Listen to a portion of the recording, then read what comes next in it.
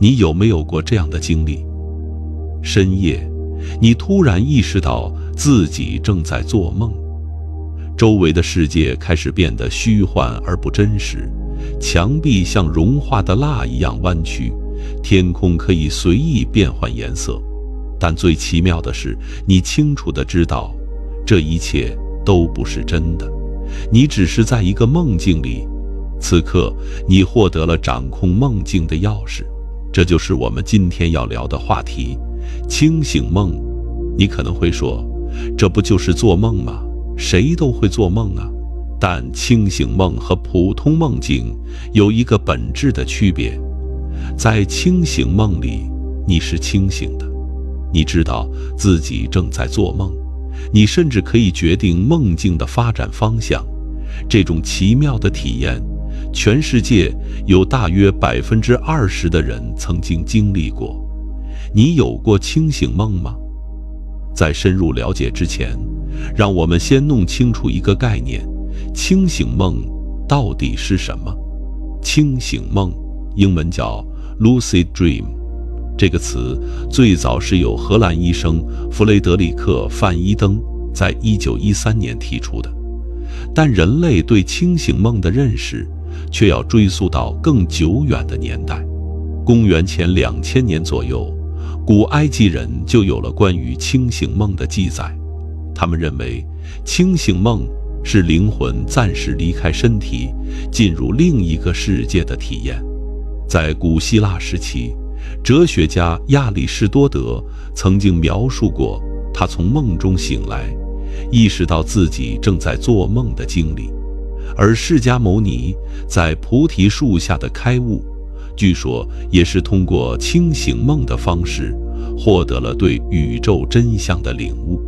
从科学的角度来看，清醒梦是指在睡眠过程中，做梦者突然觉醒，意识到自己正在做梦的一种现象。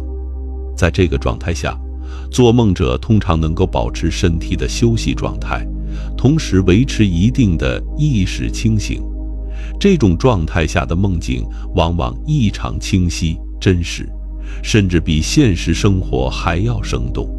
你可能会好奇，为什么有些人能做清醒梦，有些人却从来体验不到呢？科学研究发现，清醒梦的能力与大脑的前额叶皮层密切相关。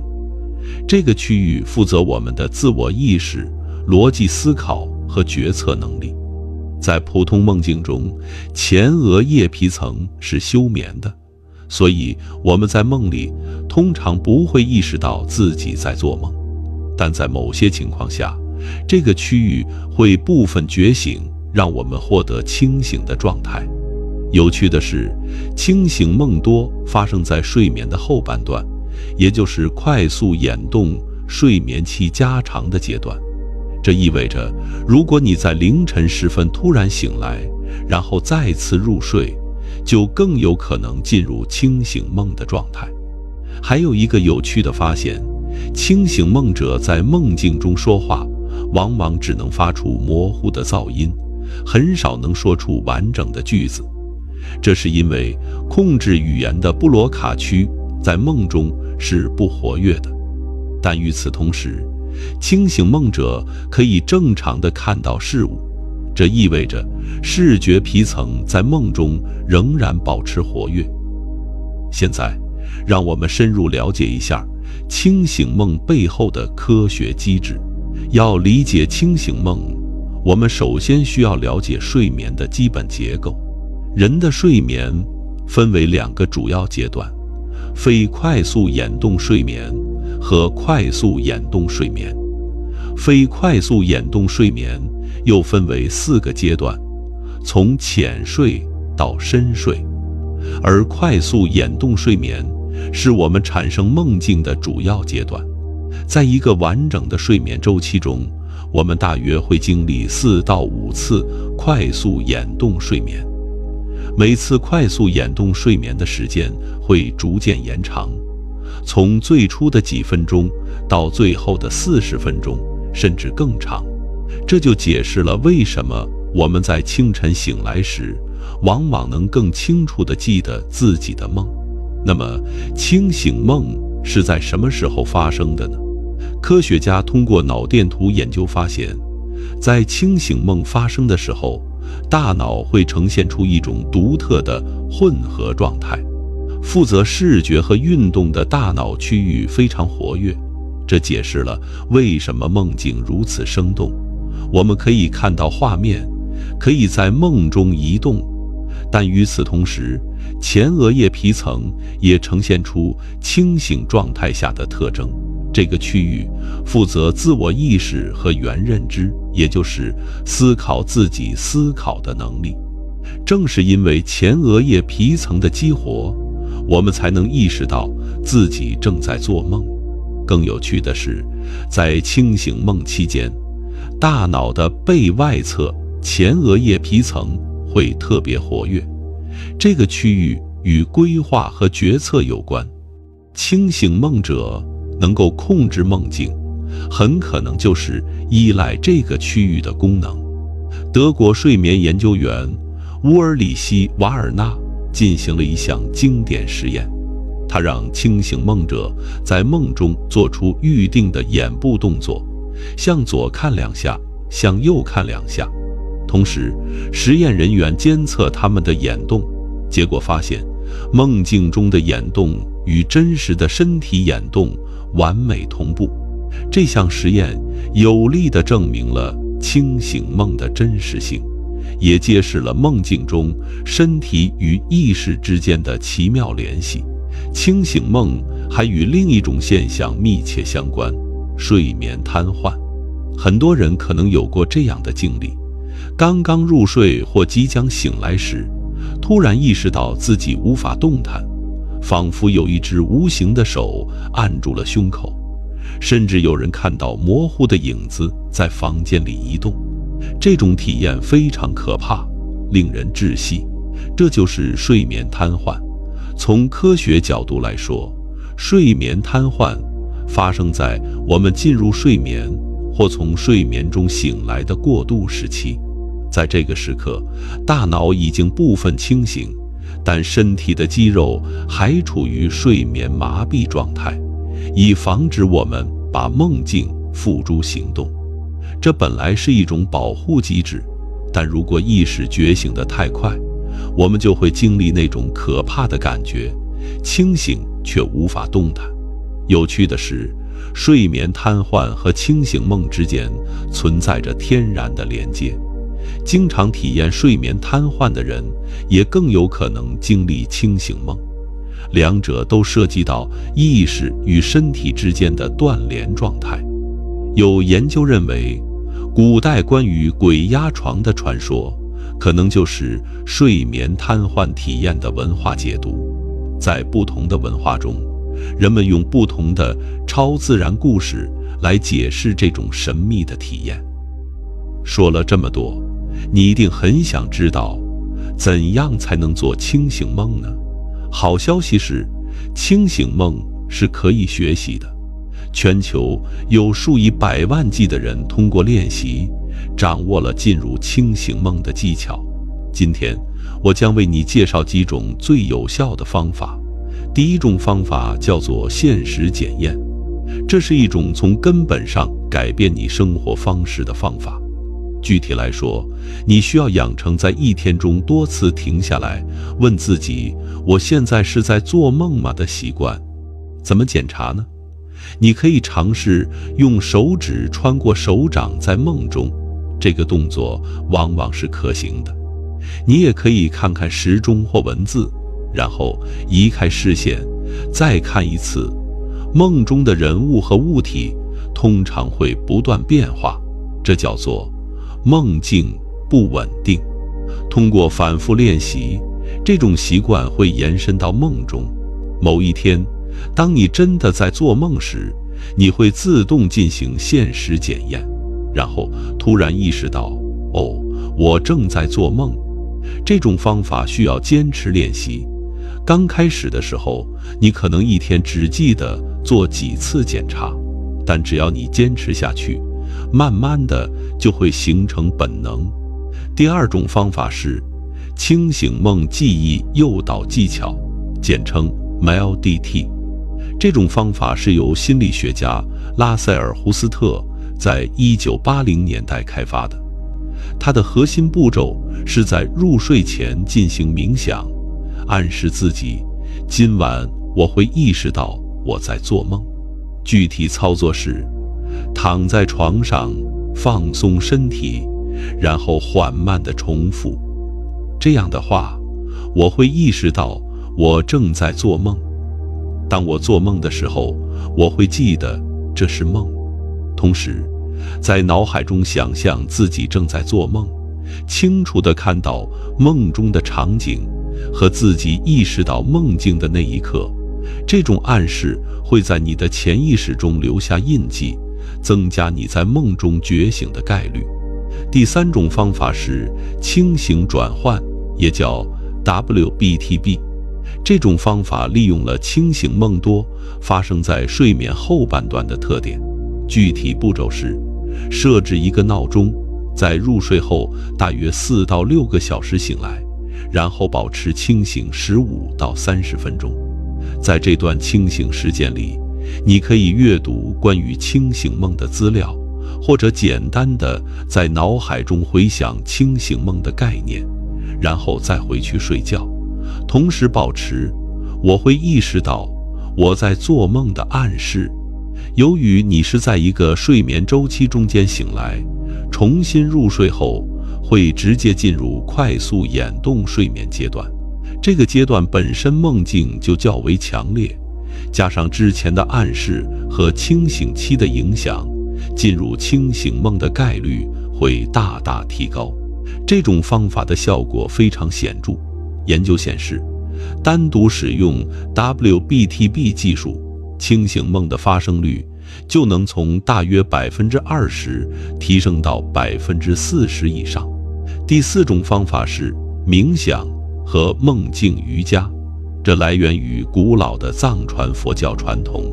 在藏传佛教中，僧侣们会通过特殊的冥想练习来训练在梦中保持清醒的能力。基本的练习方法是坐直，保持身体静止，专注于呼吸和内心的变化。随着练习的深入，你会开始注意到日常生活中不容易察觉的微妙感受。这些感受与梦境中的体验有相似之处。通过这种训练，你可以提高对意识状态的敏感度，从而更容易在梦中觉醒。藏传佛教认为，梦境瑜伽不仅能帮助我们做清醒梦，还能帮助我们理解现实的本质。毕竟，如果梦境可以如此真实，那么我们如何确定清醒时的世界就是真实的呢？第五种方法是借助外部设备。科技也在帮助我们进入清醒梦。近年来，出现了一些专门设计用来诱导清醒梦的设备，比如有些头盔内置了传感器，可以检测我们的睡眠状态。当检测到我们进入快速眼动睡眠时，它会发出微弱的光线或声音信号。由于梦中也能感知到这些信号，我们可以学会把它们与梦境联系起来，从而意识到自己正在做梦。还有一种叫做诺意分醒的设备，它会在你睡觉时播放特定的声音，同时监测你的眼动和肌肉张力。当你进入做梦状态时，它会自动激活，帮助你获得清醒的体验。当然，这些设备的效果因人而异，最好的方法还是结合多种技巧，找到最适合自己的方式。最后，我想提醒你一点，培养清醒梦需要耐心，大多数人需要几周甚至几个月的练习，才能第一次成功体验清醒梦。有些人可能需要更长时间，在这个过程中，你可能会经历挫折和失望，但请坚持下去。当你终于第一次体验到清醒梦的那一刻，一切努力都会变得值得。当你第一次成功进入清醒梦时，那种体验往往令人震撼。让我试着描述一下，在清醒梦中，你睁开眼睛，或者说你在梦中睁开眼睛，你发现周围的世界既熟悉又陌生，房间的轮廓是真实的，但细节却有些模糊或扭曲。墙上的画儿在微微移动，窗帘在无风的情况下轻轻飘动。然后你意识到这是梦，那一刻你会感受到一种难以言喻的情绪，震惊、兴奋、好奇、平静，所有这些感受同时涌来。你尝试活动一下身体，在梦中你发现自己的移动方式很奇怪，你可以漂浮起来，可以穿过墙壁，可以飞上天空，你也可以让自己的手穿过桌面，或者让物体凭空出现或消失。所有的感官体验都异常真实，你能闻到梦中的花香，能感受到微风拂过皮肤，能听到远处传来的音乐，你甚至能在清醒梦中品尝到食物的味道。这种真实感常常让初次体验者感到困惑：我真的在做梦吗？还是这不是梦？但只要你保持清醒的认知，你就能确认自己的状态。你可以尝试阅读一本书的文字，然后移开视线，再看一次。在梦中，这些文字往往会变得模糊或者完全不同，这就是梦境的特征之一：不稳定。现在你拥有了在梦中完全的主宰权，你可以去任何地方，你可以去月球漫步，可以去深海探险，可以穿越到古代，可以进入未来的城市，你可以见到你从未见过的人，包括那些已经离开我们的亲人。你可以经历任何你想象得到的冒险，你可以做平时不敢做的事，你可以在天空中自由翱翔，可以和海豚一起游泳，可以攀登一座巨大的水晶山峰。所有的限制都消失了，你是梦境的创造者。你也可以利用清醒梦来实现内心的愿望。你可以通过在梦中练习来提升现实生活中的技能。运动员、演奏家、演说家都发现，通过在清醒梦中预演他们的表现，他们真的能够在清醒状态下表现得更好。一些艺术家则在清醒梦中寻找灵感，音乐家可以在梦中听到完整的旋律，作家可以在梦中获得故事情节的灵感，画家可以看到他们的下一幅作品。在清醒梦中，你还可以进行深度的自我探索，你可以与自己内心的声音对话，可以探索那些平时被压抑的情感，可以回顾人生中重要的记忆片段。清醒梦为我们提供了一个安全的空间，让我们能够面对内心的恐惧，处理未解决的情感问题。有一种体验特别有趣，叫做梦境身体。在清醒梦中，你会有一个非常清晰的身体感觉，你能看到自己的手、脚，能感受到自己在空间中的位置。这个梦境身体与你的真实身体是分离的，但它却有着完整的触觉、视觉和其他感官。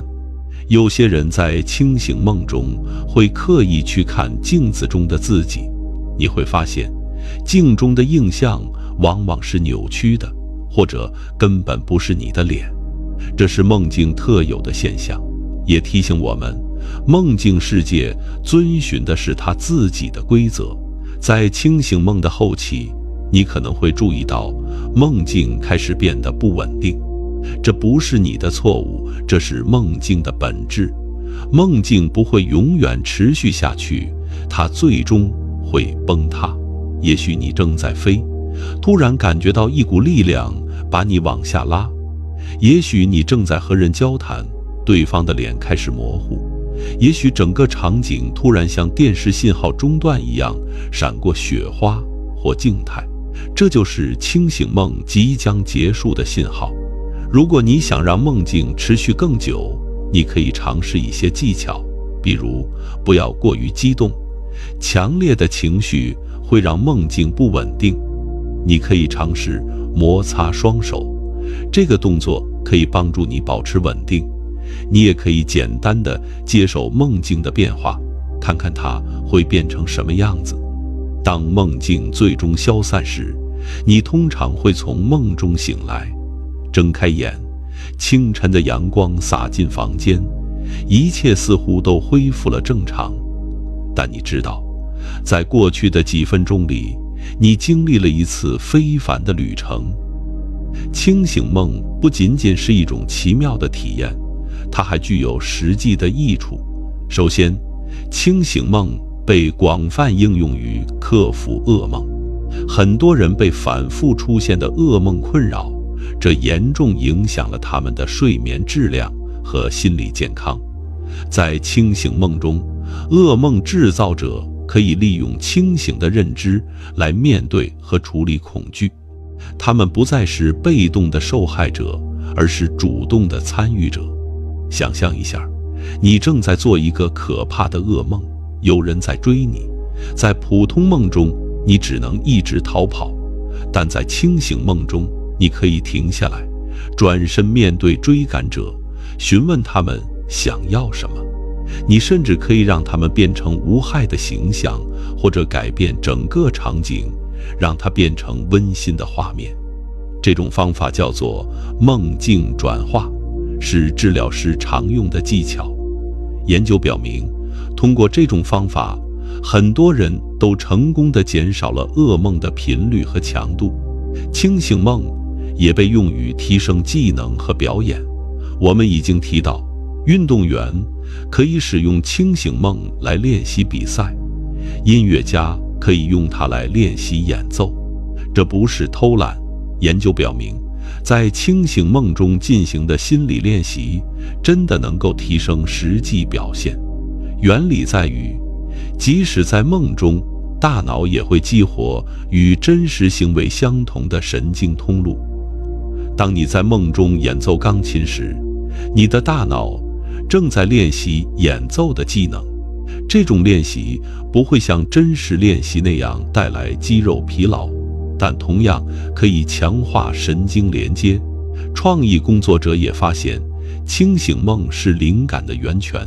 作家、艺术家、发明家都报告说，他们曾经从梦中获得重要的创意。有的人甚至专门训练自己在清醒梦中进行创意工作。他们可以在梦中构思整个故事情节，可以看到新的艺术作品的形态，可以在梦中进行复杂问题的思考。历史上很多著名的发现，据说也来源于梦境。比如，化学家门捷列夫在梦中看到了元素周期表的排列；奥古斯特·凯库勒梦到了蛇咬尾巴的图案，从而悟出了苯环的结构。清醒梦还被用于治疗一些心理问题。创伤后应激障碍患者常常被痛苦的记忆困扰。在清醒梦中，他们可以在安全的心理空间里重新面对那些创伤记忆，从而获得某种程度的掌控感，慢慢地处理和整合这些经历。当然，使用清醒梦进行治疗，最好在专业人士的指导下进行。说了这么多益处，我们也要谈谈清醒梦可能带来的风险。第一个潜在风险是睡眠中断。频繁地练习清醒梦技术，特别是 WBTB 方法，可能会影响你的睡眠质量。如果你在深度睡眠期醒来，可能会错过重要的身体修复过程。所以，在追求清醒梦的同时，也要注意保证足够的睡眠时间。第二个风险是梦境依赖。有些人可能会沉迷于清醒梦的体验，花太多时间在清醒梦中度过，从而影响日常生活。如果你发现自己对清醒梦产生了不健康的依赖，可能需要暂停练习，回归正常的生活节奏。第三个风险是现实混淆。虽然这种情况比较少见，但有些人可能会开始难以区分梦境和现实。如果你发现自己开始怀疑清醒时的世界是否真实，或者开始把梦境中的行为带到清醒生活中，这可能是一个警示信号。遇到这种情况，最好暂停清醒梦的练习，必要时寻求专业帮助。第四个风险是睡眠瘫痪加剧。由于清醒梦与睡眠瘫痪有密切关联，经常练习清醒梦的人可能会更频繁地体验睡眠瘫痪。虽然睡眠瘫痪本身是无害的，但如果频繁发生，可能会影响睡眠体验和生活质量。总的来说，只要适度练习，正确认识清醒梦的局限性，它是一种安全且有益的体验。如果你有睡眠障碍、心理健康问题或癫痫等疾病，在尝试清醒梦之前，最好先咨询医生的意见。现在，让我们从清醒梦的体验中跳出来，思考一些更深层的问题。当你第一次在清醒梦中自由飞翔，第一次能够穿越墙壁，第一次可以随心所欲地改变世界，你会感到一种前所未有的自由。这种自由感是清醒梦最吸引人的地方之一。在现实生活中，我们受到太多限制，物理定律、经济条件、社会规范、健康状况，所有这些都约束着我们的选择和行动。但在梦中，这些限制都不存在了。我们可以飞，可以成为任何人，可以去任何地方，可以做任何事。这让我们不仅要问：清醒梦中的自由和现实中的自由有什么关系？也许清醒梦向我们揭示了人类意识的一种潜能，我们的大脑能够创造出与现实一样真实，甚至比现实更加奇妙的体验。这种创造力，这种在想象中改变世界的能力，不正是人类最珍贵的禀赋之一吗？清醒梦还让我们思考一个问题：什么是真实？在清醒梦中，一切感觉都是真实的。你能看到，能听到，能感受到，你有情感，有思考，有体验。从主观上讲，清醒梦中的体验与清醒时的体验同样真实。那么，我们如何确定现在的清醒状态就是真实的呢？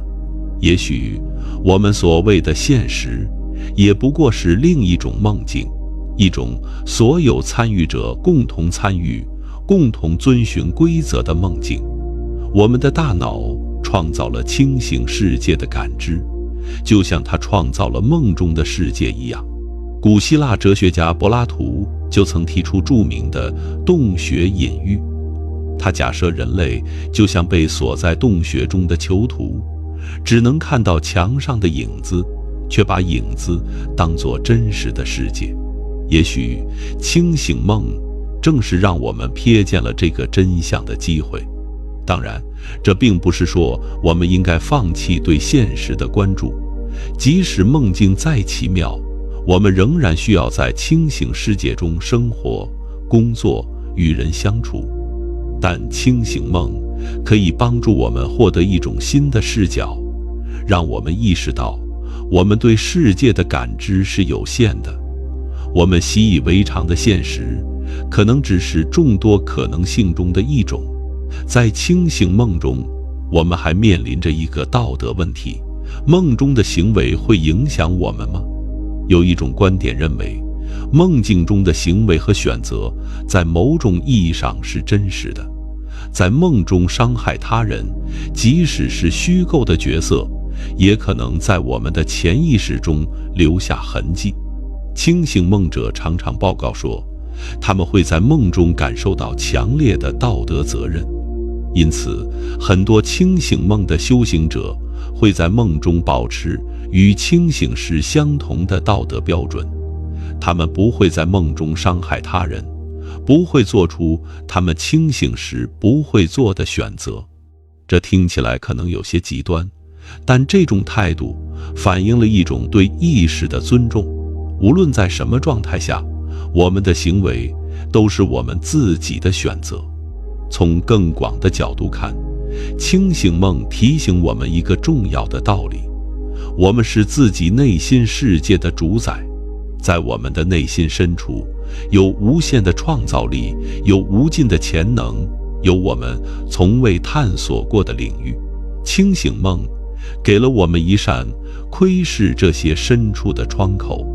通过进入清醒梦，我们学会更加了解自己的内心，更加掌控自己的意识。这种掌控不仅仅是技术层面的，更是一种心理和精神的成长。当我们能够在梦中保持清醒，我们也在学习在清醒生活中保持清醒，不被惯性思维所困，不被情绪所淹没，不被外界的声音所淹没。说了这么多关于清醒梦的内容，让我们也花一点时间来重新审视睡眠，这个我们每天都在经历，却很少真正理解的过程。在现代社会，睡眠常常被视为一种停机状态。我们睡觉只是为了让身体得到休息，让大脑清除毒素，让第二天能够精力充沛。从某种意义上说，这种理解并没有错，但它们远远不能涵盖睡眠的全部意义。睡眠不仅仅是身体的休息，更是大脑的忙碌时刻。在睡眠期间，我们的大脑并没有停止工作，它在整理白天的记忆，将重要的信息转移到长期记忆库，将不重要的信息清除。它在处理情绪，将那些强烈的情感体验进行加工和整合。它在激发创造力，让那些看似无关的想法产生新的连接。梦境，尤其是清醒梦，正是这些大脑活动的副产品和窗口。当我们做梦时，我们的大脑正在工作；当我们做清醒梦时，我们甚至能够窥见这种工作的一部分内容。这是多么神奇的一件事情啊！我们每天都在睡觉，每天都在做梦，但我们却很少真正注意到睡眠和梦境的深层意义。清醒梦还让我们重新认识了休息的含义。也许真正的休息不仅仅是身体上的放松，更是意识上的转变。当我们在清醒梦中暂时离开日常生活的压力，进入一个完全不同的世界，我们的意识获得了真正的休息和更新。这也是为什么很多人发现，经历一次清醒梦之后，他们会感到格外清醒和精神焕发。这不仅仅是因为他们睡得好，更是因为他们的意识体验到了一种深层的转变。在这个永远追求更高、更快、更强的社会里，我们常常忘记了放慢脚步的重要性。我们把睡眠视为可以压缩的时间，把休息视为低效的行为。但清醒梦提醒我们，正是在那些看似无用的时刻，在睡眠中，在梦境中，我们的生命在以一种更深刻的方式运行着。下一次，当你准备睡觉的时候，试着换一个角度来看待这件事。你不是在关机，而是在进入另一个世界。你不是在做无意义的神经活动，而是在进行一场心灵的探险。即使你没有做清醒梦，即使是普通的梦境，它们同样有意义。它们是你内心世界的投射，是你未被表达的情感和想法的呈现。所以，请尊重你的睡眠，请为它留出足够的时间，请带着好奇和开放的心态迎接每一个夜晚。谁知道呢？也许今晚你会在梦中睁开眼睛，意识到你正在做梦。让我们把话题再深入一点，在所有的文化中都有关于梦境的深层思考。弗洛伊德认为，梦是潜意识欲望的伪装实现；荣格则认为，梦是通向集体无意识的道路，是人类共同智慧的表达。藏传佛教把整个世界视为一场大梦，而我们醒来的那一刻就是解脱。现代物理学甚至提出，我们所感知的世界可能只是更高维度实在的投影。这些观点看似不同，但它们都在指向同一个核心：我们的感知是有限的，我们所理解的现实可能只是真相的一部分。清醒梦提供了一个独特的视角来审视这个问题。在清醒梦中，我们可以清楚地看到，我们的大脑能够创造出多么真实的体验。那些景色、声音、情感，在主观上与真实世界完全一样，但我们知道那是梦，因为我们意识到了它的本质。这让我们不禁要问，清醒时的世界是否也可能是一种梦，一种我们都参与的集体创造的大梦？这并不是虚无主义的论调，而是对现实本质的深层探索。当我们问什么是真实的时，我们其实在问什么是最根本的。清醒梦帮助我们意识到，真实可能比我们想象的要复杂得多。也许真正的清醒不是从梦中醒来，而是意识到存在着不同的意识层次和不同的真实状态。清醒梦让我们瞥见了这个可能性。在藏传佛教的传统中，有一个关于梦瑜伽的深奥教法。修行者被教导要认识到梦境的本质与清醒世界的本质是相同的。通过在梦中保持觉醒，他们最终能够在这个清醒的世界中也保持觉醒，获得对现实的完全了悟。这听起来可能很玄妙，但清醒梦的体验确实支持这种思路。当你能够在梦中意识到自己在做梦，你就开始理解意识的独立性。意识不需要依赖外部世界来存在，即使没有感官输入，它仍然可以创造出生动的体验。这种理解可以带来一种深刻的心灵平静。当我们认识到我们所感知的一切快乐、痛苦、成功、失败，都是意识中的体验，而意识本身是可以培养和提升的，我们就不会再被外在的变化所左右。我们获得了某种内在的稳定性，某种不受外在环境影响的安宁。这就是清醒梦的终极意义，不是逃避现实，而是更深刻地理解现实。不是在梦中寻找避难所，而是通过梦境来拓展我们对意识的认知。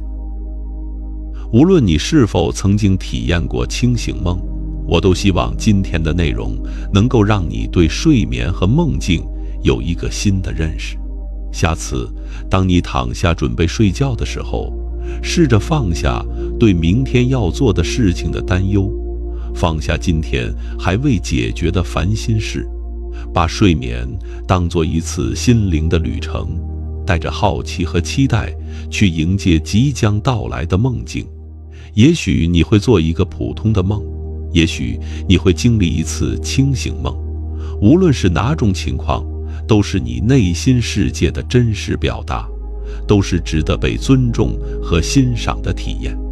如果你对清醒梦感兴趣，想要尝试一下，今晚可以试一试我们之前提到的现实检验方法。